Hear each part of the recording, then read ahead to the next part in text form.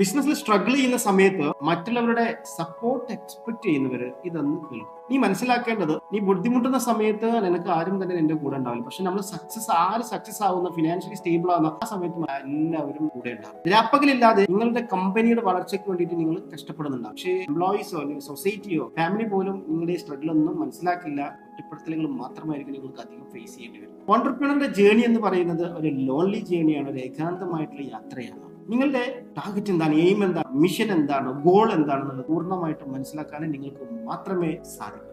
മറ്റുള്ളവരുടെ കയ്യിലേക്ക് വേണ്ടിയിട്ട് നിങ്ങൾ ഒരിക്കലും വെയിറ്റ് ചെയ്യരുത്. അങ്ങനെ വെയിറ്റ് ചെയ്ത് കഴിഞ്ഞാൽ നിങ്ങൾക്ക് മുന്നോട്ട് പോകാനും സാധിക്കില്ല. നിങ്ങളുടെ ഉള്ളിൽ തന്നെയുള്ള ആ ഒരു ഇൻട്രിൻസിക് മോട്ടിവേഷൻ എന്താണെന്ന് ഐഡന്റിഫൈ ചെയ്യുക. നിങ്ങളുടെ പർപ്പസിൽ നിങ്ങൾ ട്രസ്റ്റ് ചെയ്യുക, സെൽഫ് കോൺഫിഡന്റ് ആവുക. നിങ്ങളുടെ തന്നെ ഏറ്റവും വലിയ ചിയർ ലീഡർ നിങ്ങളായിരിക്കണം. അതിനാണ് നിങ്ങൾ പഠിക്കേണ്ടത്. ഒരു സ്ട്രോങ് ആയിട്ടുള്ള ലീഡറാണ് ഒരു ഓൺട്രപ്രണർ ആവേണ്ടത്. അതിന് വേണ്ടിയിട്ടാണ് ട്രൈ ചെയ്യേണ്ടത്, പഠിക്കേണ്ടത്.